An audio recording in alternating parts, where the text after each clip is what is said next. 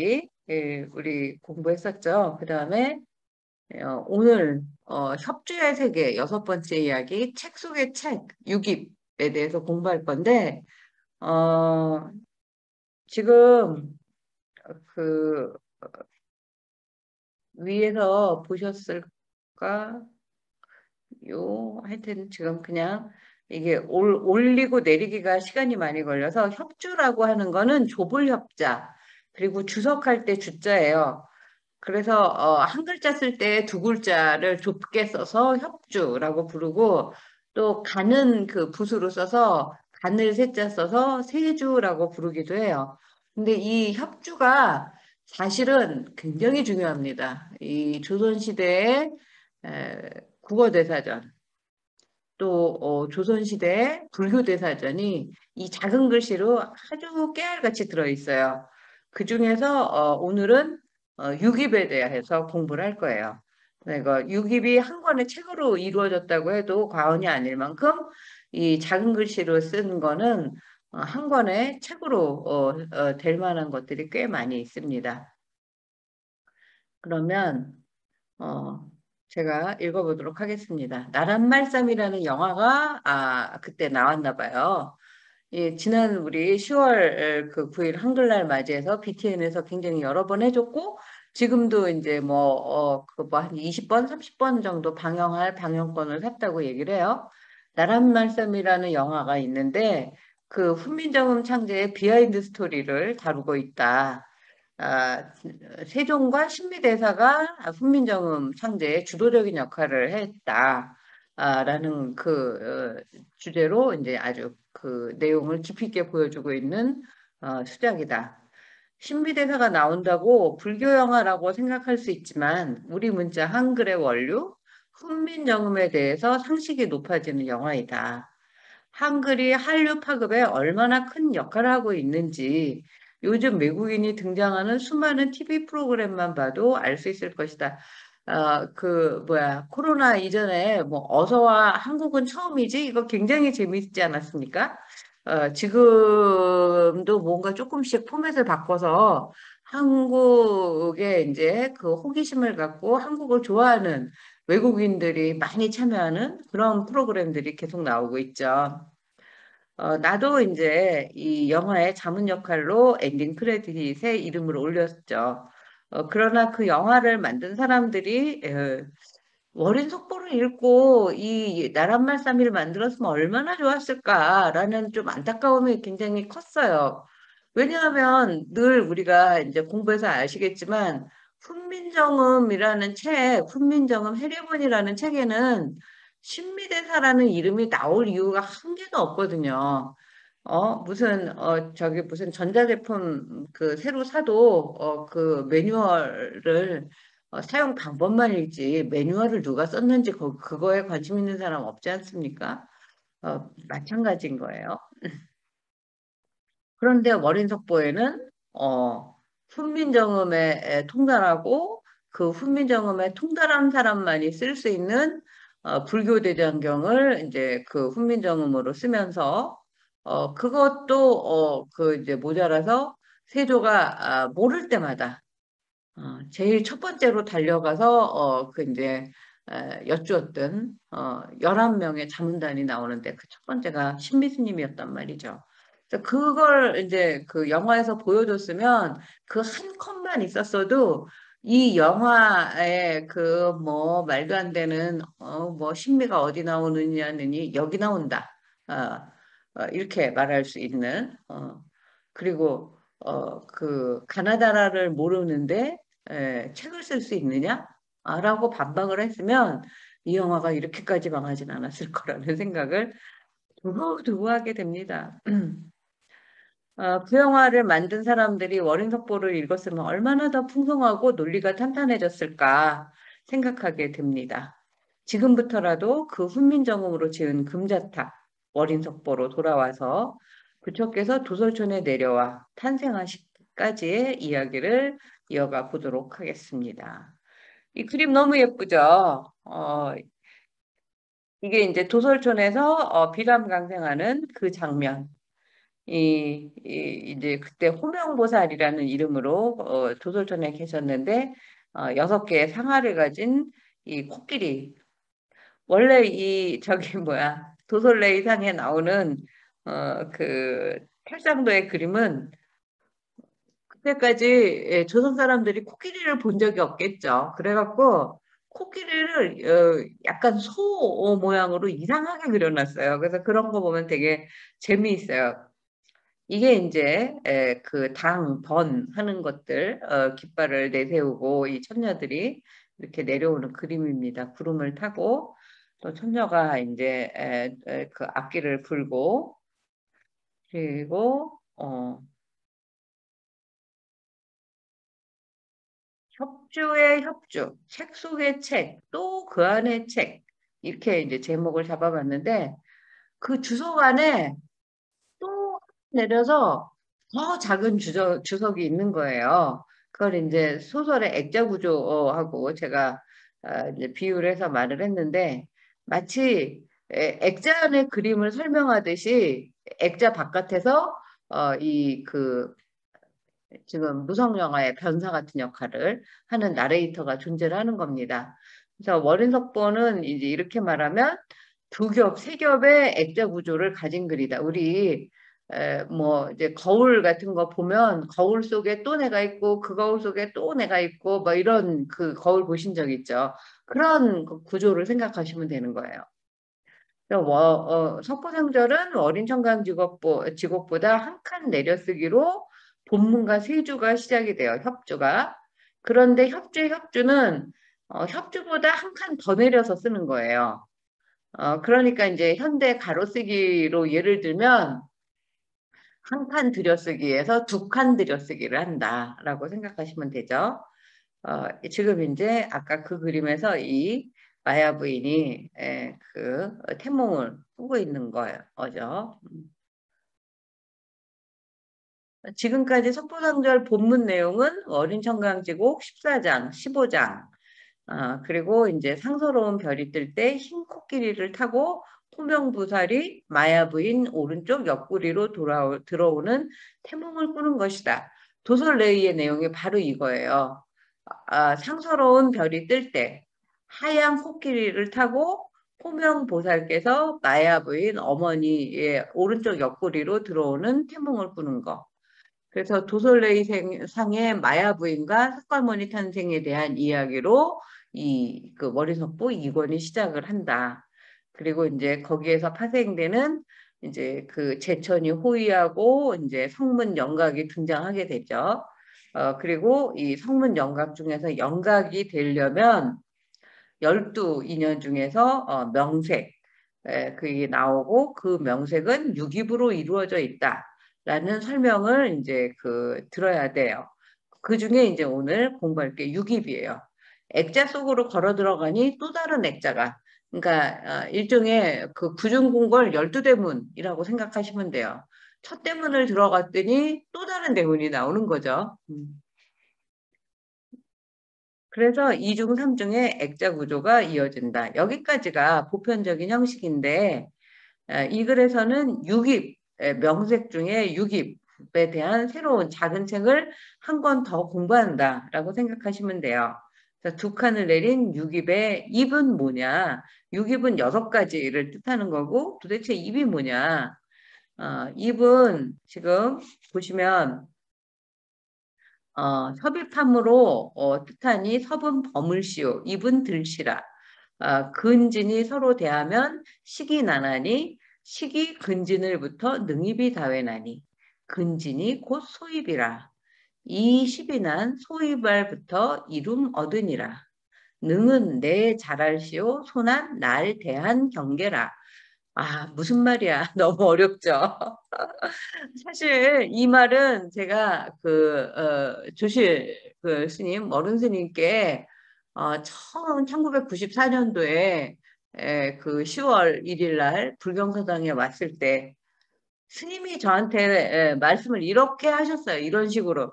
그래갖고 정말 요즘 애들 말대로 멘붕이 와가지고 나 그냥 다시는 오지 말을까. 뭐 도대체 이게 무슨 나라 말일까. 뭐 그런데다가 그냥 여러분처럼 듣기만 하고 내가 설명만 하는 거면 내가 얼마든지 오겠는데, 스님은 막 산통을 흔들어가지고 그 제비를 뽑아가지고 아무나 막 시키셨어요.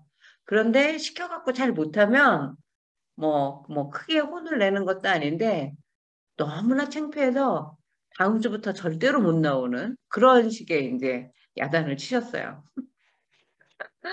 근데 제가 그때 처음 와서 배운 게 화엄경소라는 책이었어요. 근데 화엄경소가 그때는 지금은 뭐 이제 번역이 돼서 나오기도 하는 것 같은데 번역서가 하나도 없었고 탄화 스님이 현토한 거밖에 없었어요.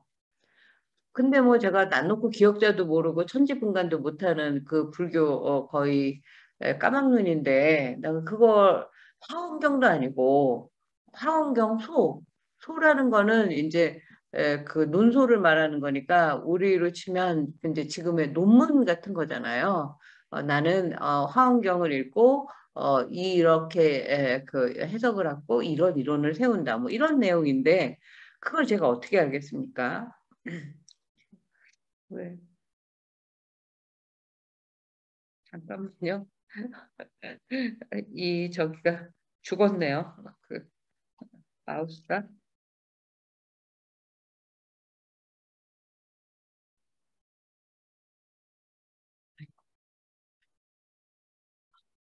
어디로 하고 있는 거야? 여기죠. 그럼 손가락으로 하려니까 또 그래서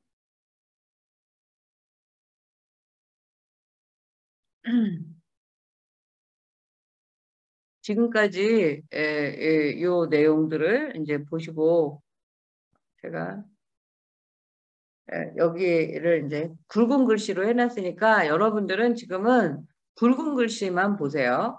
육입의 입은 섭입한다. 이제 섭하다는 표현도 되게 많이 썼는데 섭을 포섭한다라고 해요. 그 포섭이 뭐냐면 무슨 이제 이렇게 물고기 잡을 때 이렇게 그물을 탁 던져가지고 이렇게 별이를 쫙 모아가지고 잡잖아요. 그물망에 넓게 퍼져 있는 걸 하나로 쫙 모으는 거. 이걸 이제 섭한다고 얘기를 해요. 예전에 스님께 그렇게 설명을 들었어요. 그 섭은 걸린다는 것이요. 입은 입 설명하고 있는데 이 그림을 보여드리고 싶었던 거예요. 여러분 잠깐만 기다려 주세요. 이거 좀 이걸 바꿔야 될 것 같아. 또 이게 안 맞네. 그냥 해야 돼. 잠깐만요.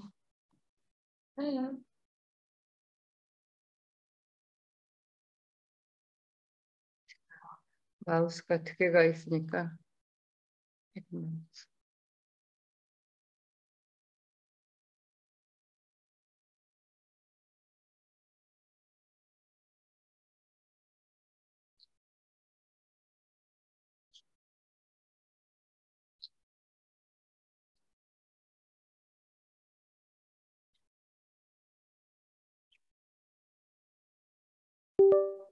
네, 됐습니다.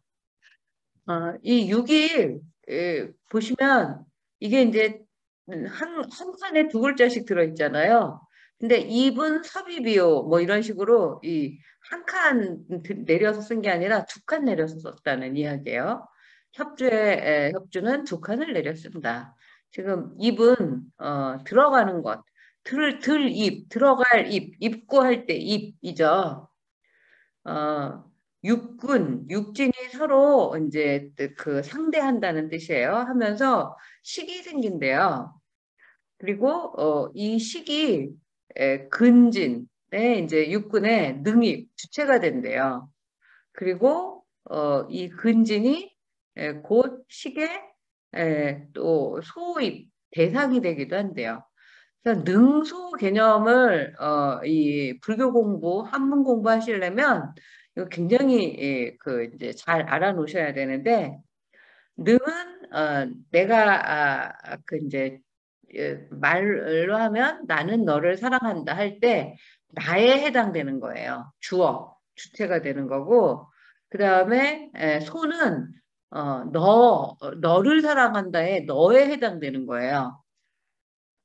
그래서 이 그 식이 능입, 주체가 되기도 하고 대상이 되기도 한다는 뜻이에요. 그래서 12인연은 이제 그 지금으로 치면 목적어, 그 소입에서 이름을 얻게 되고, 그리고 이제 능을, 뭐 어떻게, 능할 능, 우리 이렇게 배웠잖아요. 뭘 능해? 내가 능하다라는 말은 내가 잘한다는 뜻이죠. 소는, 나를 대상으로 하는 그 상대를 말하는 거예요. 어, 그 이제 경계라는 것은 이거는 이제 너를 경계하는 대상으로 생각한다. 이럴 때 경계가 아니라 그 나하고 상대되는 말이 되게 어려운데 이걸 계속 읽다 보면 무슨 말인지 알 수가 있어요. 그래서 저도 이 이야기를 써놨는데 나는 불교 공부하러 처음 보고선사 불경서당에 다닐 때 이 능소 개념이 정말 어려웠어요. 그래서 지금의 이제 주체와 대상 정도로 이해하고 있어요. 내가 능이고 나를 상대하는 대상, 언어로 말하면 주어와 목적어 정도 됩니다. 그러나 능소는 상대적으로 육입과 육진의 설명에 비하면 아주 쉬운 설명이에요. 능은 주인공이고 저기 소는 손님인 거예요. 그 주인과 손님. 아주 그 12년에 육입을 설명하면서 지금 육군, 육진 뭐 이런 거 나오잖아요. 이건 맨날 그 공부하고 들어도 잘 모르겠어요. 정말 불교는 심오한 세계구나. 이런 것만 속으로 생각하고 앉아 있다가 이제 집에 돌아가면서 그때 첫날 혹시 스님께서 저를 시키면 제가 진짜 나 놓고 기억자도 모르는 까막눈인데 봉선사에 다시는 이제 못 올 거 아니에요. 창피해서. 그래갖고 막 속으로 기도를 했어요. 아, 제발 나에게 한 달 동안만 시키지 않게 해주십시오. 막 이러면서 기도를 했어요. 그랬더니 그 기도가 통했는지 진짜 저기 뭐야 어른 스님이 한 달 동안 저를 시키지 않았어요. 그래서 이제 그 탄원 스님의 현토 본 책도 별로 없어가지고 그 책 찾아 산만리를 하고 또 이제 그 지금 통도사의 율주 스님인 해남 스님께 그때 승가대에서 불정불격원 원장님을 하고 계셨는데 그 스님한테 무턱대고 가서 막 이거 해석해 달라고 막 이제 뭐라고 해야 되나 하여튼 그 말도 안 되는 그런 이제 그 무식하면 용감한 짓들을 하고 그러고 이제 그렇게 한 달을 버텼어요. 그랬던 생각이 납니다. 이럴 때마다 이제 제가 주장하는 건 인도 말을 다시 한자어로 바꿀 때 얼마나 힘들었을까. 그걸 또 다시 우리말로 알아듣게 설명하려니 얼마나 더 힘들까. 그러니까 아예 그걸 이제 번역하지 못해서 다라니 같은 거 그냥 외우잖아요. 천수경 다라니, 능엄주 이런 거 그냥 외우시잖아요. 근데 그거보다는 쉽다. 왜? 무슨 한국말이니까 뭐 수리수리 마수리 수수리 마수리 뭐 어 이거는 뭐 쉽죠. 뭐 정구 업진원 해가면서 수리수리 마수리는 스리라는 뜻이에요. 스리가 신성하다, 깨끗하다, 뭐 이제 뭐 최고, 최상 이런 뜻이란 말이에요. 스리 마하는 크다라는 뜻이잖아요. 더욱 크게 깨끗하게 더욱 크게 깨끗하게 에, 마하수리 수수리는 이제 그 수를 더 이제 강조하는 거예요. 최고로 깨끗하게 사바하 스바하예요. 원래는 하여 주십시오라고 하는 이제 인도의 여신을 부르는 주문이에요. 운만이 밤매 할 때 훔은 남신을 부르는 주문이고 그러니까 정구업진원 내가 입으로 지은 이제 깨끗하지 못한 그런 말로 지은 구업을 깨끗하게 크게 깨끗하게 최고로 깨끗하게 정화시켜 주시옵소서. 뭐 이런 뜻이란 말이죠. 이걸 알고 수리수리 마수리를 하는 사람이 얼마나 있냐고요. 능엄주도 이제 제가 한번 찾아봤는데, 인도에 있는 막 5만 뭐 잡신 이름이 엄청 나와요. 막 도대체 이게 왜 이렇게 효험이 있나? 근데 이게 그 무슨 뜻인지를 알고 나면 그때부터 효험이 없대요.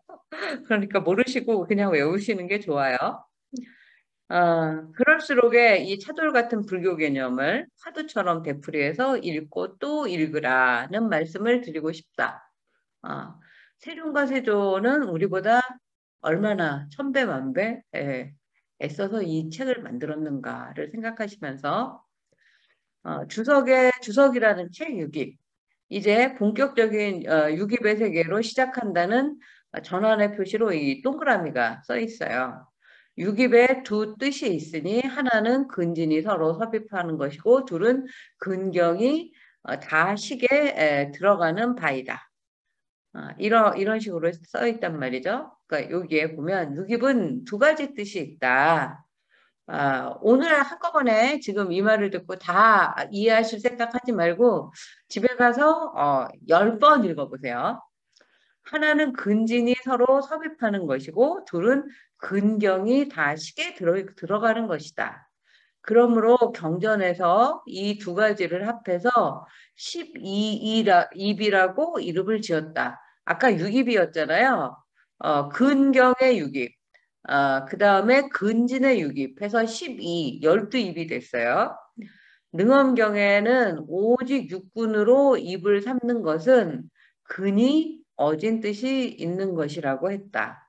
그래서 능엄경을 또 공부해야 되잖아요, 이러면. 근데 우리 봉선사가 어떤 도량이죠? 능엄도량이잖아요. 능엄학님이 있는. 그래서 다 이게 연관이 되어 있구나를 알 수가 있어요.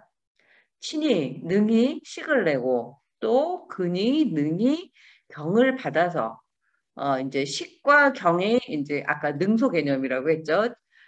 진을 빨아서 흡수해서 잡음으로 홀로 이름을 입이라고 하였다.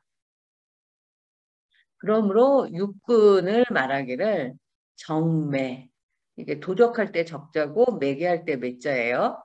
자기가 자기 집의 보배를 도둑질하는 것이다. 매는 중매이다. 중매쟁이 할 때 매자예요. 여기 정말 어렵죠. 제일 간단한 정의는 이제 산스크리트 사드 아야타나 라는 것인데 그걸 번역한 것으로 이제 찾아보면 대상을 이제 감각으로 느끼거나 의식을 하는 안입이 설신의가 육근이에요. 그리고 그 작용이라고 하는 것인데 육근, 육처 같은 거예요.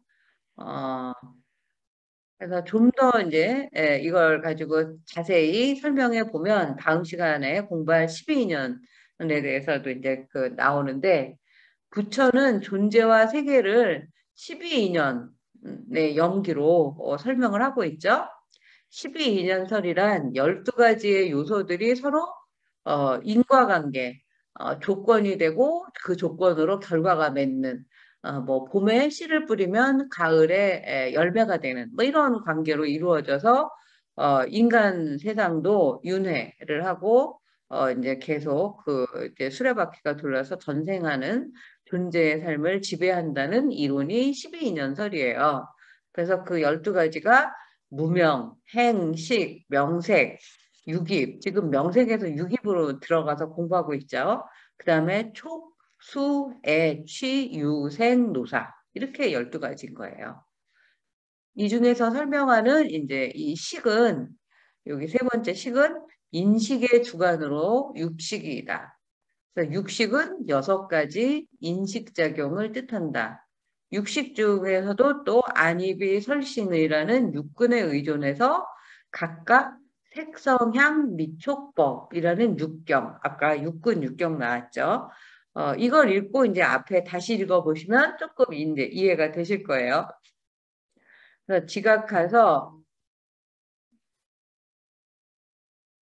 안식, 이식, 비식, 설식, 신식, 의식이 된다.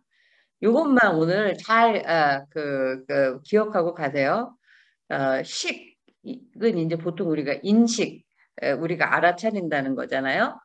그것으로 6가지가 있는데, 6가지 인식작용에 눈으로 보는 인식이 있고, 귀로 듣는 인식이 있고, 코로, 뭐, 혀로 냄새 맡고, 맛보고, 그 다음에 몸으로 직접 이제 내가 부딪혀서, 그 다음에 그걸 다 모아서 생각하는, 그런 걸로 인식작용이 있는데, 이걸 육근이라고, 이제, 하는 색, 성향, 미촉법.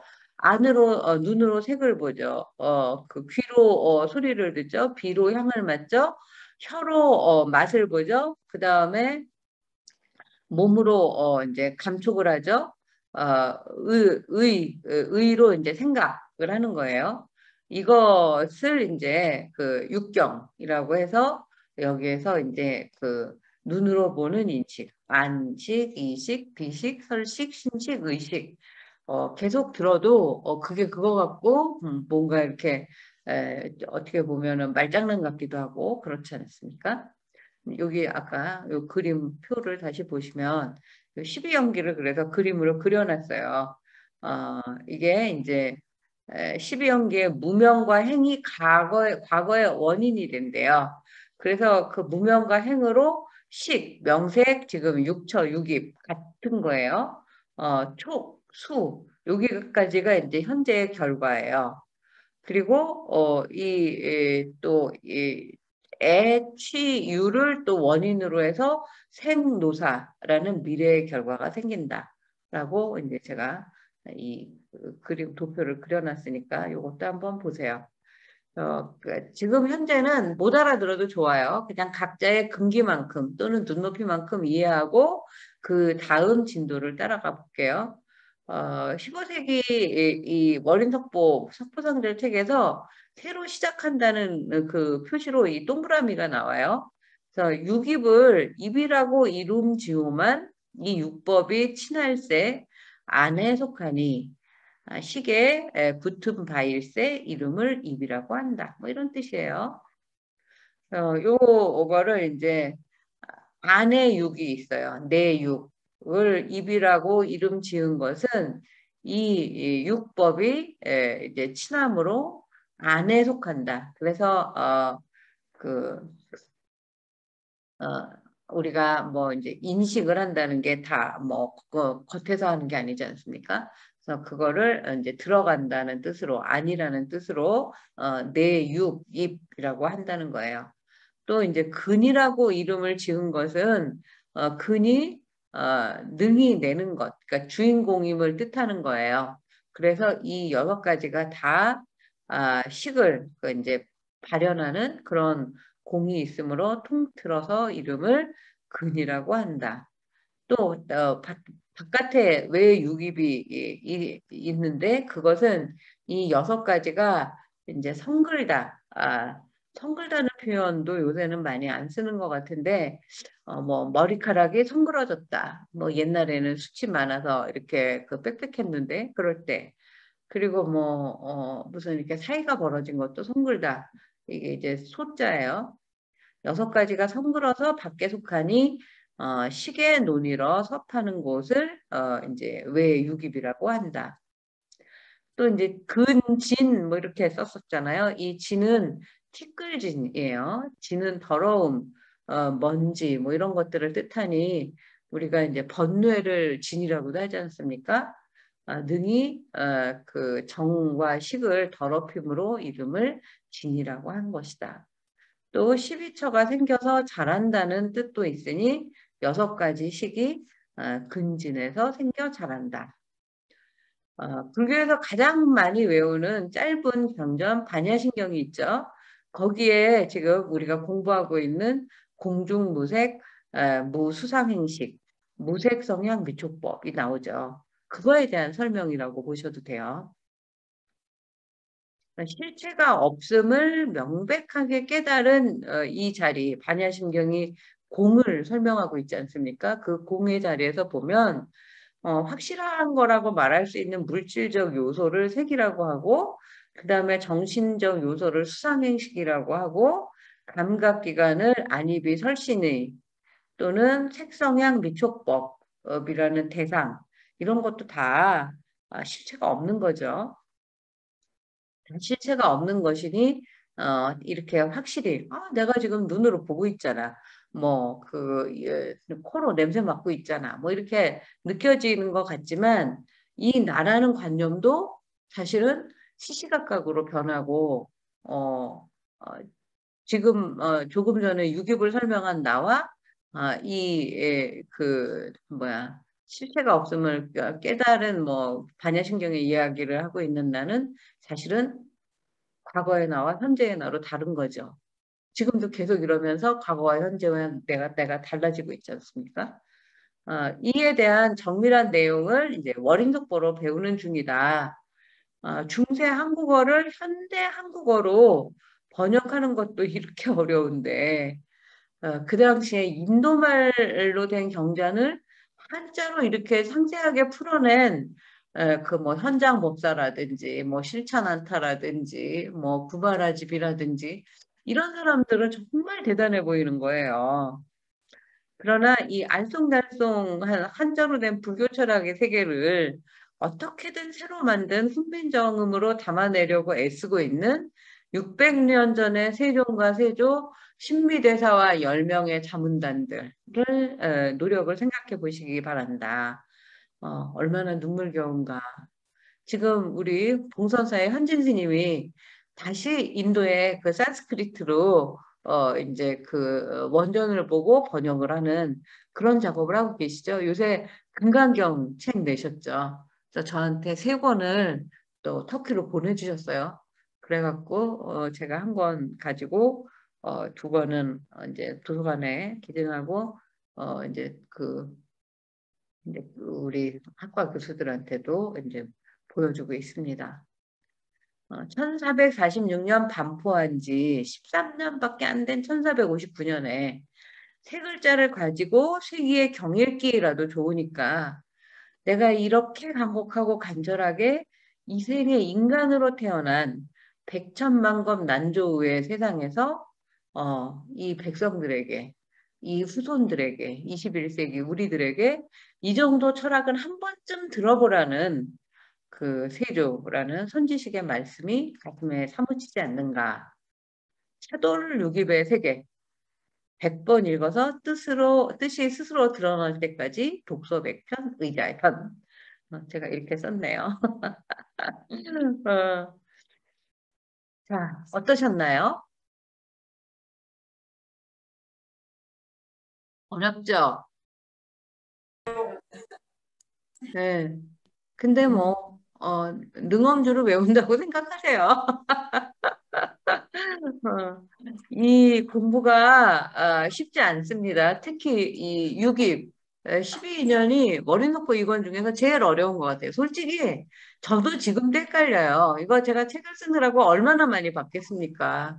근데 이런 어떤 형 이상학적인 내가 지금 현재 실체가 있는데 왜 자꾸 내가 실체가 없다 그러지? 서부터 시작을 해서 뭐 육군, 육진, 육경, 뭐 12년 이런 것들을 산스크리트를 한자로 번역한 걸 또다시 우리가 한글로 그 머릿속으로 1차 거쳐, 2차 거쳐, 3차로 집어넣기는 어떤 천재라도 쉽지 않다고 생각해요. 근데 지금보다 지식도 그 이제 정보 공유하기도 쉽지 않고 네이버도 없고 검색할 수도 없는 이 세상에 이 그 세종과 세조와 그 당시에 그 선지식과 그 학자들이 이거를 어떻게든 훈민정음으로 설명해내려고 얼마나 정말 피나는 노력을 했을까를 생각하면 내가 못 알아듣는다고 뭐 집어치워 이렇게 할 수는 없는 일이다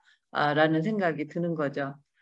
그 옛날에 600년 전에 나보다 정말 100배는 어려웠을 이 어려운 그 철학적인 불교 철학적인 개념을 그 백성들에게 21세기 600년 후에 우리 후손들에게 전해주려고 노력했던 그 두 분 임금의 그 노력을 생각해서라도 집에 가서 10번은 읽으셔야 되겠죠. 이 내용은 짧아요. 내용은 짧으니까 육군, 육진, 육경 이거 네이버의 그 지식백과에서 찾으셔가지고 한번 읽어보세요. 지금 제가 한번 어, 찾아봐 드릴게요.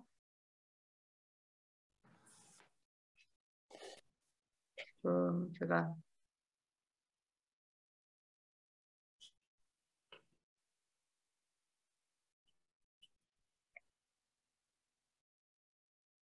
설명한 내용도 제가 다 이거 불교사전이랑 이런 거 이제 예, 제일 쉬운 거 짧은 거 두산백과의 육군을 볼게요.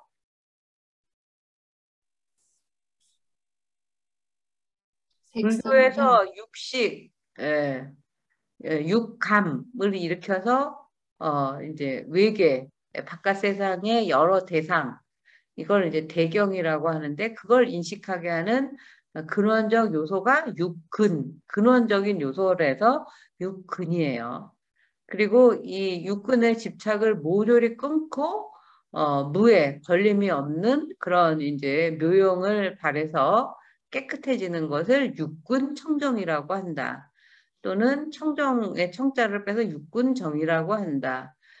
그는 산스크리트의 인드리아에서 나온 한자 번역이다.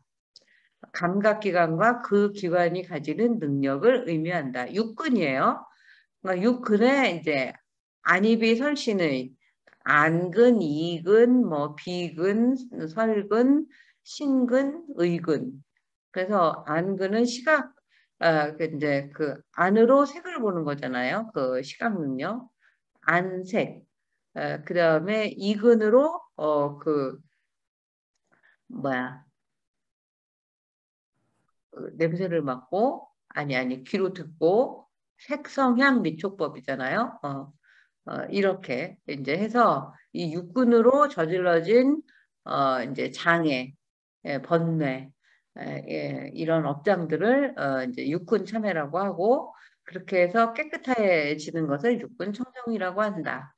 그러니까 불교에서 수행과 여러 가지 정행에 따라서 그런 경지에 이르게 된다고 말한다.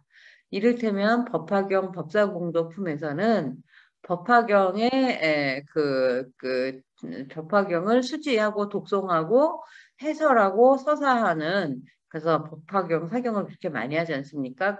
그 행으로 육군이 여러 가지 공덕을 가지고 초인적인 능력을 발휘한다라고 설명을 하고 있다. 법화경 같은 데 읽어보면은, 원래 이름이 남무, 묘법, 연화경을 줄여서 법화경이라고 하잖아요.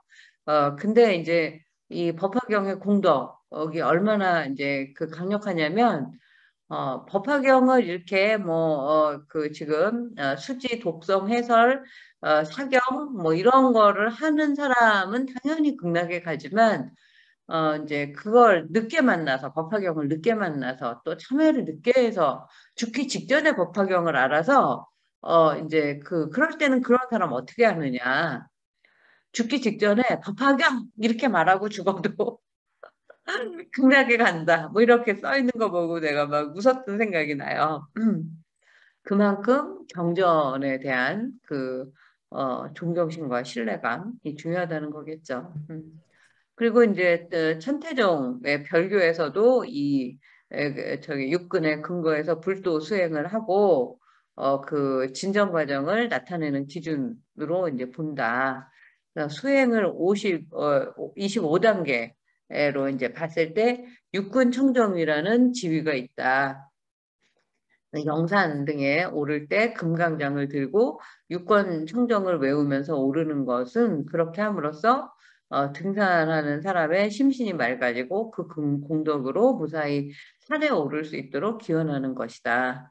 이는 육근의 죄를 참회하는 관음 보살, 관음 현보살, 관음 보현보살 아니야? 행법경의 경전에도 나온다. 뭐 그래서 여러분, 영산만 가는 게 아니라, 영산은 내가 생각하는 게 다 영산이죠. 영축산만 영산, 세상의 영산이 아니라, 봉선사 뒷산도 영산이 될 수 있고, 거기에 뭐 어떤 나무 막대기도 내가 금강정이라고 생각하면, 금강의 지팡이가 되는 거죠. 그래서 육군 청정을 계속 이렇게 속으로 외우면서 오르다 보면, 이 심신도 맑아지고 그 공덕으로 육군 청정을 이제 이루게 된다라는 이야기를 하고 있어요. 그러면 육경을 한번 볼까요? 육경. 육경은 육군이 인식할 수 있는 대상을 말하는 거예요.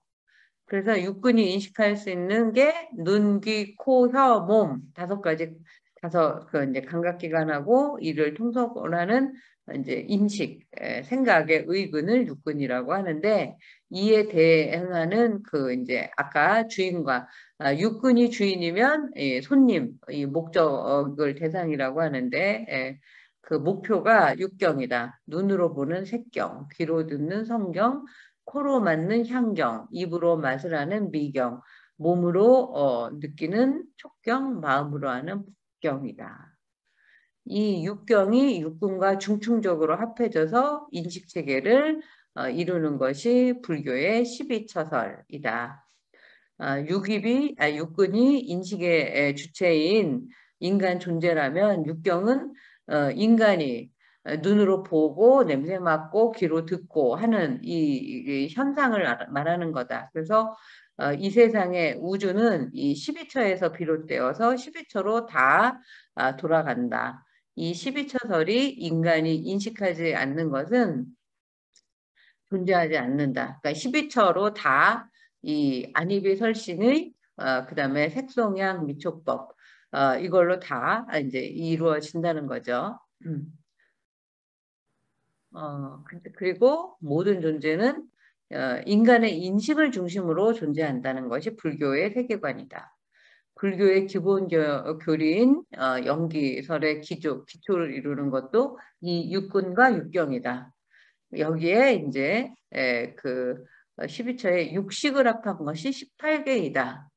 그러면 육식을 한번 볼까요? 이거는 조금 더 시공불교사전도 좋은 사전이에요.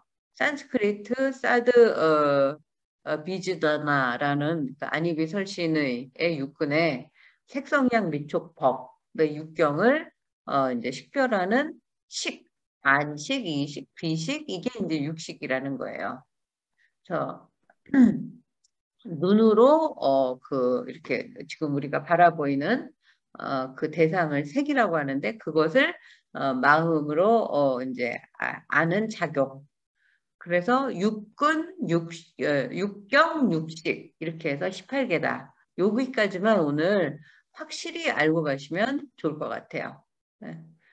자, 어, 조금 어렵긴 했지만 많이 들어봤던 내용을 한번 정리할 수 있어서 좋으셨죠? 혹시 질문 예. 있으신가요? 네. 훨씬 이해가 잘 됐어요. 사전을 보니까. 예, 그쵸. 예. 그러니까 네. 훈민정음이 아무리 설명해줘도 우리는, 이제 이 네이버 지식사전에 너무나 익숙해져서 이 사전을 봐야 조금 정리가 됩니다. 그래서 이걸 계속 여러분들이 읽고 또 읽고 또 헷갈리면 또 한번 찾아보고, 우리 다 이 아름다운 휴대폰 비서가 있지 않습니까? 비서한테 말로 해도 돼요. 육식을 뭔지 말해봐라. 뭐 이렇게 이게 부르는 거 있잖아요. 뭐 핸드폰 부르는 이름에서 이제 육식 알려줘. 뭐 이렇게 하면 가르쳐 줍니다. 그러니까 오늘 이렇게 또 어려운 이제 철학 공부, 불교 철학 공부를 한번 해봤는데 훈민정음이 이렇게 뭐 그냥 뭐 가나다라만 가르치고 뭐 세계적이고 객관적이고 합리적이라고 하는 것이 아니라 그 글자로 이렇게 어려운 불교 철학의 심오한 세계도 이렇게 쉽게 설명을 했기 때문에 지금의 세계문화유산이고 세계적으로 가장 주목받고 각광받고 있는 한글이 되었다라는 것이 더욱 중요한 것 같습니다. 예, 그럼 오늘 여기까지 하도록 할게요. 한 주 건강히 계시다가 다음 주에 뵙고, 이제 요즘 못 나오시는 분들도 같이, 예, 다음 주에 더 많은 얼굴 뵀으면 좋겠습니다. 안녕히 계세요. 감사합니다. 감사합니다.